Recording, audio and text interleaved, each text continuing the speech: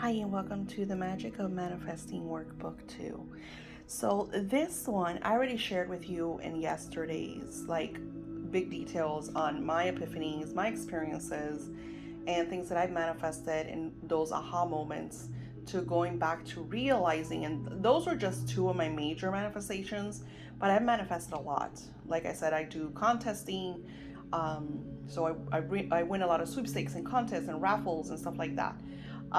So it's just like a lot of things that I am able to sync with because of the belief, the faith, of knowing that this happens for me because I'm on that wave.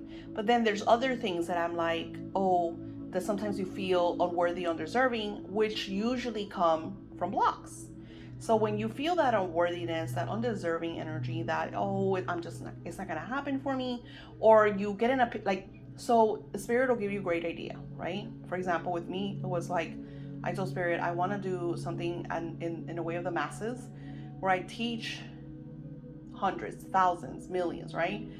But less one-on-one work, because one-on-one work tends to make me really tired. It just takes a lot from me. So Spirit showed me classes and courses and printables and all that stuff, and I'm just like, okay, awesome.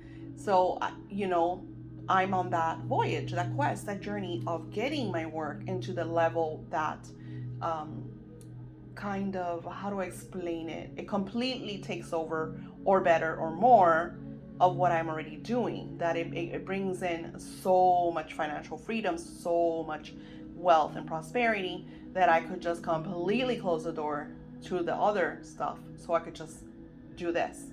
So I spoke to you yesterday or whatever about my 100-day challenge and how I have to do 100 things towards my goal and my intention, right? So every day you have to, it's 100 days where you do 100 things towards what you intend to manifest. If it's something that you really want, you are going to make sure that those 100 things are the very first thing that you do because it is so important. For me, sometimes it's 100 minutes of content that I have to share for my work, for my classes, 100 emails. It's like if you really think it's not as overwhelming, sometimes I think ego will overwhelm you. Like, how are you gonna do 100 things? That means if you're already do a lot, ego will always really rate on your parade, like really, really rate on your parade. So the point of these workbooks is like I'm trying to clear the the the, the gunk out of your subconscious, out of your DNA. So when I show you what I need to show you, you're like, okay, I get this. Because now by doing this work, you're going to start realizing little epiphanies, little ahas, little manifestations. And what better time to really clear this energy than during fucking Mercury retrograde? I mean, you can't make this shit up. When Spirit told me at the end that we're doing this in Mercury retrograde, I was like, holy smokes. Are you freaking crazy? And you all know my story of what I've gone through as I'm creating this course. I have to laugh at it because it's just like it's too crazy. Like, you can't believe this stuff, right? So in the first page it says what makes you deserving of what you desire. So here you're gonna list everything that makes you worthy of your desire, your intention. Why do you deserve it? And ego's gonna creep in. Ego's gonna fucking creep in. Ego's always creeping. I don't call it ego. I call it low vibrations because I feel like we all have that little angel that's always giving us positive energy, but sometimes the devil's a little louder and he's always there trying to tell us. So that's the energy of ego, right? So as you are writing how you deserve this, why you deserve this, I want you to really honor yourself. But this is the difference. When that negative energy tells you why you do not deserve this, I want you to write it on the back. Okay? So as you're writing, oh, I deserve to, sell all these courses to all these people because I'm going to touch all the lives and I'm also going to be financially set. And, I'm going to be, I go into the details of why I deserve this. You want it, the whole point is that you feel deserving, okay? Not excuses. Not excuses, because there's a difference between excuses. Well, I really need this money because, I have to take care of my mother-in-law. That's bullshit. That's an excuse. That's I'm trying to not feel guilty. You see how that, you see that? I'm trying not to feel guilty over having X amount of money because, oh, now all of a sudden I need it because, oops, I gotta help my mother-in-law, right? No, bullshit. Remember what I told you. You do not owe anyone anything. You do not owe anyone anything. That is the biggest lie that we have been told. That we owe somebody. No. You owe you. You owe yourself.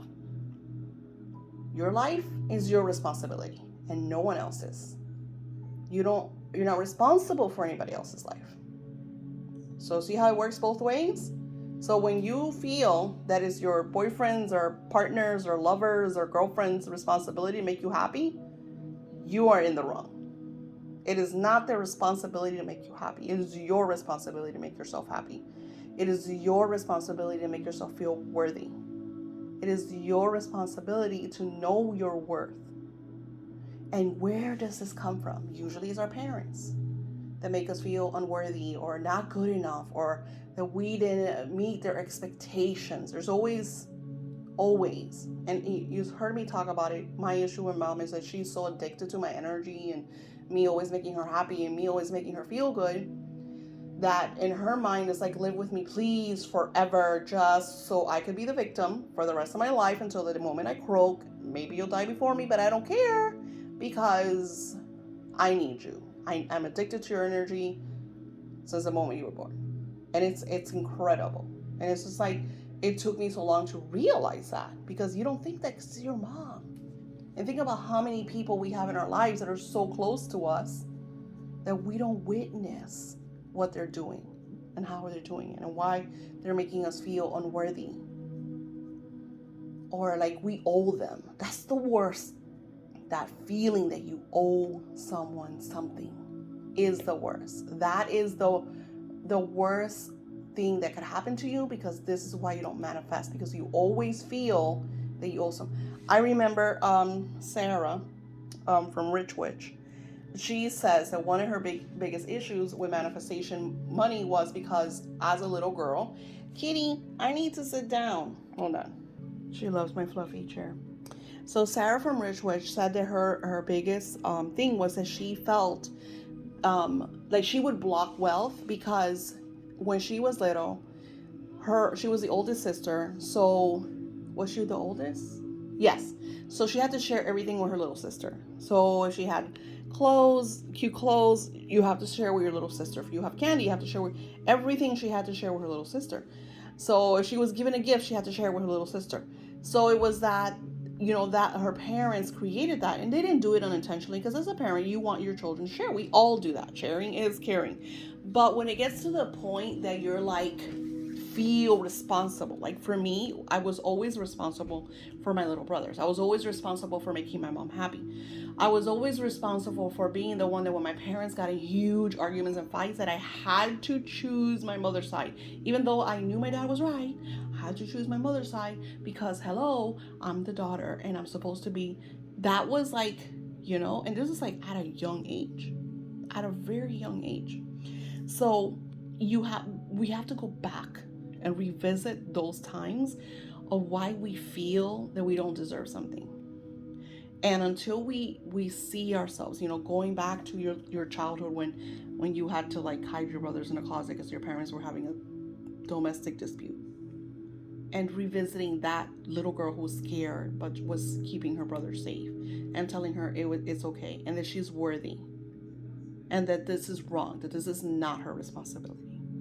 To really, and that is also why scripting is so incredible, because when you re-script those moments and you change them around, you clear a lot of that baggage, because then you see a whole other light and you clear that gunk from your DNA, from your aura, from your soul center, especially from your subconscious, because then your subconscious can continue to feed it through ego energy. So see how that. So when those negative, undeserving thoughts come in, turn your paper around and write them on the back, because then this is what we're going to do. What feelings rose when you shared why you deserve your desire? Where did these feelings surface? Do you remember the time they were born? This is so important.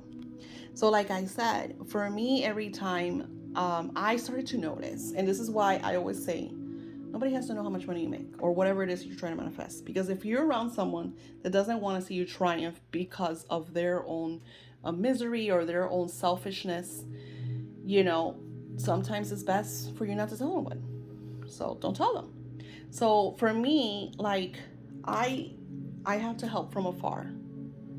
I have to give from afar, which is still hard because I want to be able to, share big and wide and expand and grow and be out there and be like, look at me, I'm fucking awesome because I'm doing this and I'm creating this and I want to do this and I want to do that.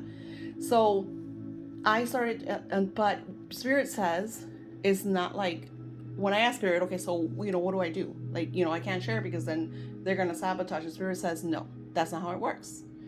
You don't share what you're working on, so yes, they don't sabotage it with their lower vibrations. But once you manifest, once you get that big bang, you don't have to. You could share it. You don't have to keep it to yourself. You need to shine. You need to live, enjoy, because that is the frequency. That's the vibration of manifestation. So what feelings rose when you started, writing the whys that you're worth. I deserve to be in a beautiful relationship because I'm loving and I love with all my heart. So I deserve the person that I'm with to love me back. And I give with all my heart and I'm faithful and I'm loyal and I'm nurturing. So I expect that. But when you do it, this is the difference. So get ready. When you do it from the center of worth and deserving, not in the center of you owe me because I gave you this. You see the difference? When you give your partner this, that, or the other, and then you're like, well, you know what? I'm loyal to you, and I expect you to be loyal back because I'm being loyal to you. No, you're loyal because it's how you feel. It's who you are. It's your divinity.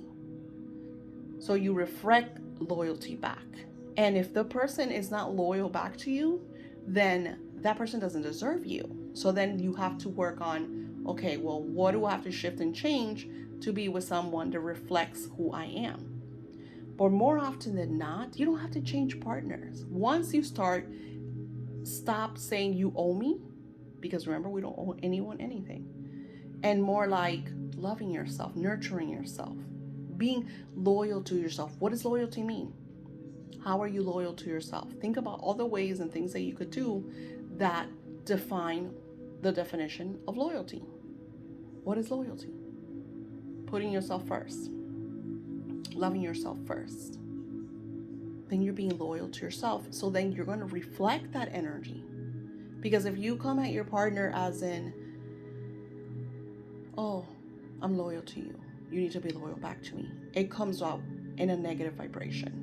So then they're like, because humans don't like to be told what to do. You want to piss up. Think about a child. If you tell a child not to do something, what is the first thing they're going to do? Exactly what you told them not to do. So it's almost like we're spiritually using a reverse psychology. You want them to be loyal? You be loyal. Reflect the loyalty. You don't tell them that you want them to be loyal. You just, if you want them to be loving, love yourself, pamper yourself. Because here, how many clients have I had that the moment their fucking men leave, they get on a diet, go to the gym, do their hair, put on fucking makeup every damn day, do their nails, do their hair, buy new clothes, start going out, get on social media, post pictures of them looking good and doing this and having fun and being radiant. And they're probably doing it just so they could see them, but they still do it. And in the course, they start feeling good about themselves because they look at themselves in the mirror and they lost 50 pounds. They bought a new dress, they did their hair. And then the guy's like, holy shit. Oh, what happened? My ex-wife looks so good. I want her back. And then as soon as they get back, she lets herself go again. This happens all the freaking time. All the freaking time. So if you want to be attractive, You gotta be attractive for yourself. You understand? You gotta be that divine energy for yourself. You gotta feel good for yourself. And this is not about losing weight, because I weigh fucking 200 pounds. And I feel radiant and I feel good and I absolutely love who I am. And in definition, my husband loves me back and tells me everything is energy. Everything is energy, and how you see yourself is your. I remember, I think it's super funny. This is why I feel like the Barbie movie was divine feminine goddess energy, because when America started sharing her truth and her realness, I started sobbing, because I was like, wow, I literally was like, I was so emotional, because I was like, exactly, like, why did women really put themselves down to be so independent and so hardworking and so this and so that and the other, so they could have all this responsibility, all this work, do everything, and still not be seen for their awesomeness? Because so many times women are forgotten in their relationships and their jobs and everything. And it was like, wow. And it's funny, because usually when I talk to a guy, even a gay guy, which usually gay guys are very divine feminine as well, but I shared this with some of my really close gay guy friends, and they were like, I didn't get it. I didn't get it. I was like, yeah. Because there's just, you can't define woman. You just can't. You have to be a woman to understand what it feels like to be a woman. Just like I can never say I understand a man, because I would have to be a man to understand. I could see them, I could study them, I could learn from them, I could try to, cater to them. I mean, we usually do as women. But anywho, but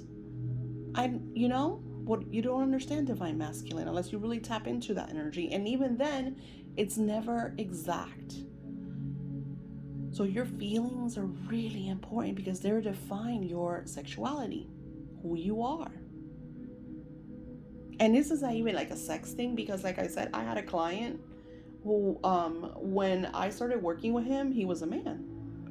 But I always got divine feminine energy from him. And I remember one day in one of our sessions, I said to him, I said, don't get mad at me, but you have a lot of divine feminine energy. When I see your energy, I don't see a man, I see a woman. Please don't get mad at me, because he was definitely not gay.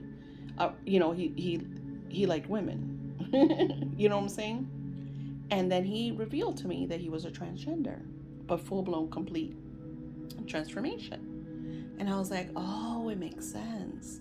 And he's like, that's why, because I still do have, like, I feel it. Like, I feel my divine feminine energy. I feel the sensitivity, the emotions, like a lot of things with being a woman. I feel it even as a man, even with all the hormones that they take and stuff.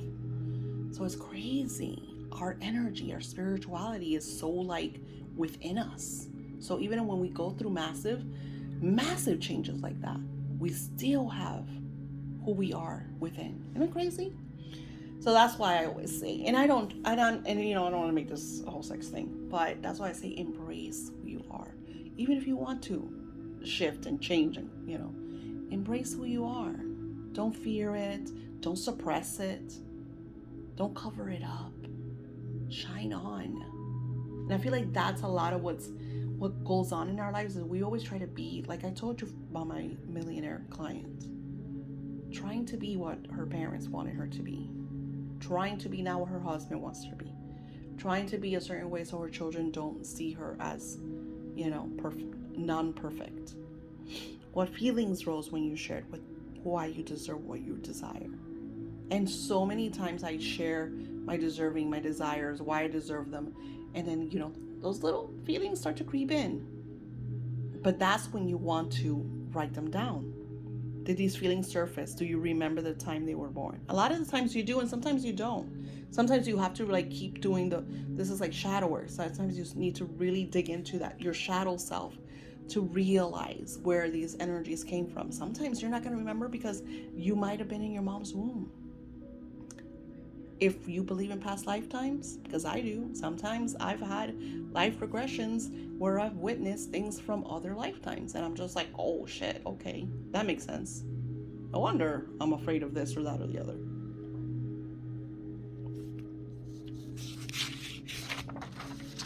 If any negative feelings, ideas, emotions, or stories were shared, this is where you will disarm them. So this is when we get down to the nitty gritty.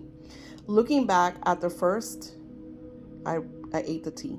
First time you felt unworthy of your desire being the person you are now, what would you tell them? So this is what I shared with you in the beginning. So you're going to disarm them by trying to remember what was the first time you felt that. And it doesn't have to be exact.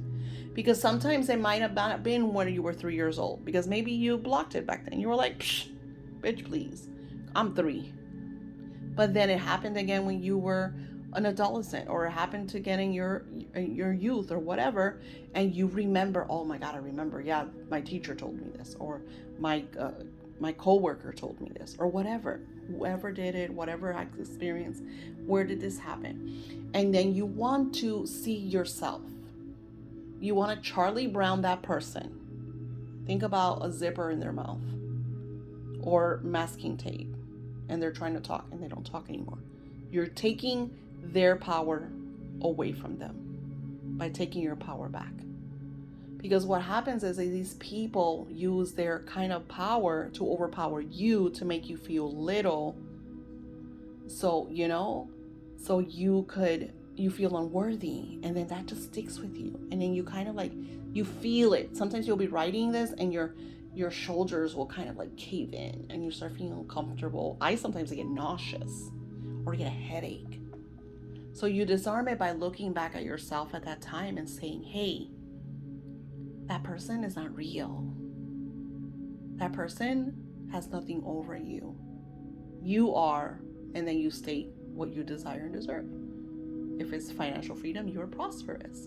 You deserve to have financial freedom. You deserve to have this. You deserve to have your car. Whatever it is that, brings you that aha power, And again, it doesn't matter if it's $1 million car.